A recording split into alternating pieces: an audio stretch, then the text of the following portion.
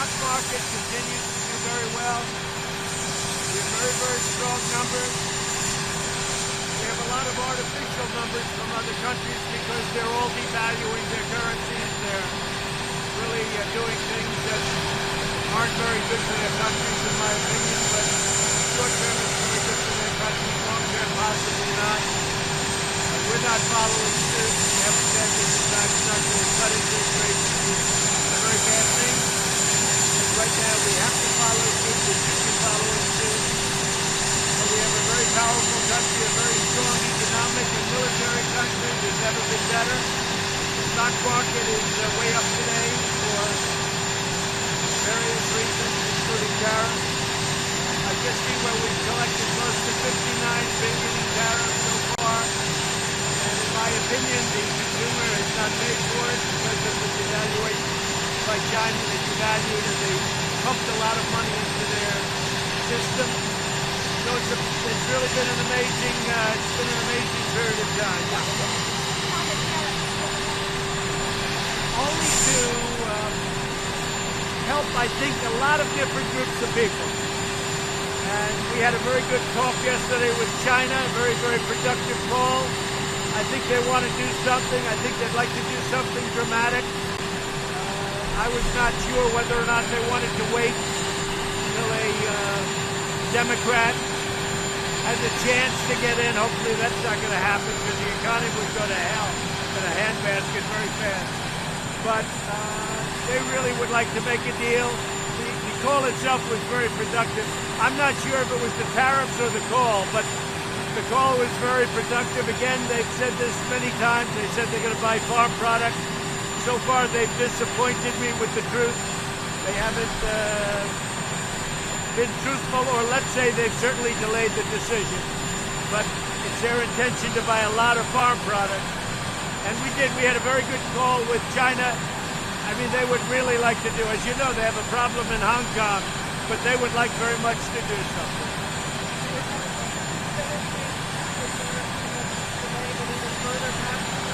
So we're doing this for Christmas season, just in case some of the tariffs would have an impact on U.S. customers, which so far they've had virtually none.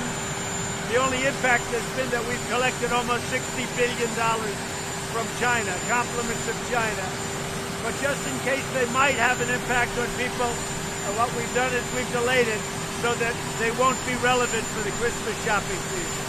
Can you please explain your decision to retweet that comment about Jeffrey Epstein and the... Yeah, he's a very highly respected conservative pundit. He's a big Trump fan. That was a retweet. That wasn't from me. That was from him. But he's a man who has 500,000 followers, a lot of followers, and he's respected. And as you know, Bill Barr wants to do an entire investigation of the whole Epstein matter. What happened? He's been going on for a long time. The whole Epstein episode. And I know it's under investigation by Attorney General Barr, and I'm sure he's going to be handling it.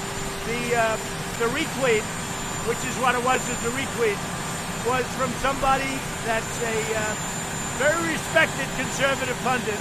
So I think that was fine, yeah. Also, for you to be spreading that kind of conspiracy theory, I presume you don't know that basically that's true. What we're saying is we want an investigation. I want a full investigation. And that's what I absolutely am demanding. That's what our Attorney General, our great Attorney General, is doing. He's doing a full investigation. Hong Kong, sir, are you concerned about what you're seeing in Hong Kong? Do you want China to exercise? The Hong Kong thing is a very tough situation. Very tough. We'll see what happens, but I'm sure it'll work out. I hope it works out for everybody, including China, by the way. I hope it works out for everybody. President gathering military troops apparently close to protesters. No, it's a very tricky situation.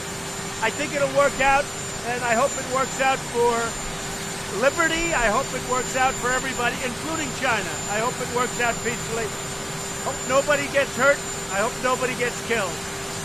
President, are you more optimistic now that there's a chance of getting a deal between China on trade? Well, I've always been optimistic. My only question is whether or not they were willing to wait and take the chance on winning the election and deal with somebody who's weak and ineffective and doesn't know what he's doing or she's doing, like they've had in the past. This should have been done 25 years ago, should have been done 10 years ago, or 5 years ago. This should have been done a long time ago. This should have been done by Biden and Obama.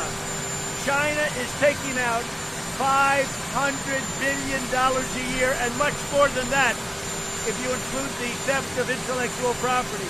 What I'm doing now should have been done many years ago. On another issue, Ken Cuccinelli today said on NPR that maybe there ought to be a different poem on the Statue of Liberty that says immigrants who come can stand up for themselves and take care of themselves. Do you think that should be changed? Well, I don't think it's fair to have the American taxpayer, you know, it's about America first. I don't think it's fair to have the American taxpayer paying for people to come into the United States. So what we've done is institute what took place many, many years ago at our founding virtually, but we are just reinstituting it, and I think it's long overdue. I am tired of seeing our taxpayer paying for people to come into the country and immediately go on to welfare and various other things. So I think we're doing it right. President, you tweeted about a word that Chris Cuomo found racially offensive. Even Sean Hannity defended him. Was that appropriate for you to tweet about that? I think that what Chris Cuomo did was horrible. His language was horrible. He looked like a total out-of-control animal. He lost it. And frankly, I don't think anybody should defend him because he spews lies every night. So I don't know why anybody would defend him. But Chris Cuomo was out of control. I watched it. I thought it was terrible. So I don't know who's defending him. Maybe they didn't see it. Maybe they haven't gotten a full picture. But I think anybody that would have seen Chris Cuomo would have said that was a disgrace. You've never seen me do that. He was offended by the word. You wound up tweeting in response to it saying that maybe he should be flagged by a red flag list. Doesn't that sort of undermine the whole argument that's going on right now? I think Chris Cuomo was so out of control that I would not have wanted to see a weapon in his hand.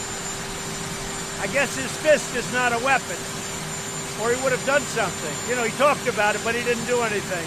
But I think Chris Cuomo was very much out of control, actually. President Anthony Scaramucci today is calling on Republicans to challenge you in 2020, saying that you've gone off the rails. Do you have a response?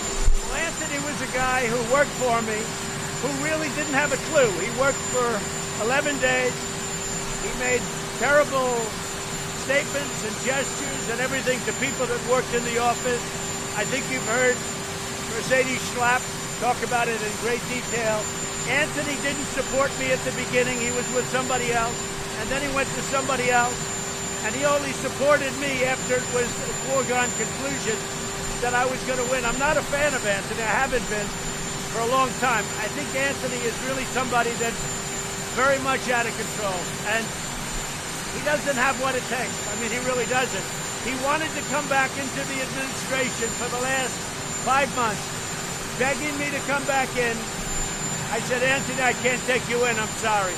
He called so much. He's a nervous, neurotic wreck. He called so much. And I said, Anthony, I'm sorry. I can't do that. I can't take you in. And I said, you got to stop all these phone calls. Too many calls, Anthony. And I wouldn't take his call. And lo and behold, now he feels differently. But Anthony is upset because he wanted certain things. The main thing he wanted was to come back into the administration. And as you remember better than I do, he was a disaster for the 11 days. The factory you're going to today is going to make plastics. You must be aware of all the reports saying the world is awash in plastic and the last thing it needs is more plastic. What's your feeling on Well, that? we have tremendous plastics coming over from Asia, from China, and various other. It's not our plastic. It's plastics that's floating over in the ocean and the various oceans from other places. Now, plastics are fine. You have to know what to do with them. But other countries are not taking care of their plastic use, and they haven't for a long time.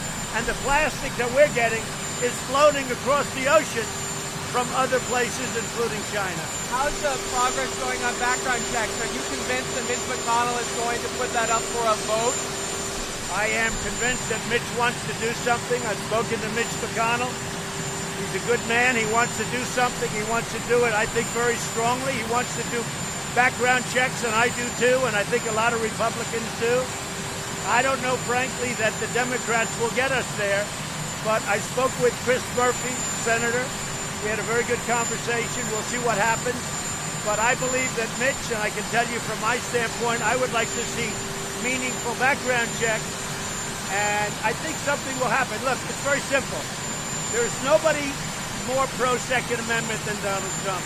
But I don't want guns in the hands of a lunatic or a maniac. And I think if we do proper background checks, we can prevent that. Back on the tweet question, do you really think the Clintons are involved in Jeffrey Epstein's death? I have no idea. I know he was on his plane 27 times, and he said he was on the plane 4 times. But when they checked the plane logs, Bill Clinton, who is a very good friend of Epstein, he was on the plane about 27 or 28 times. So why did he say 4 times? And then the question you have to ask is, did Bill Clinton go to the island? Because Epstein had an island that was not a good place as I understand it, and I was never there. So you have to ask, did Bill Clinton go to the island? That's the question. If you find that out, you're going to know a lot. Thank you very much, everybody.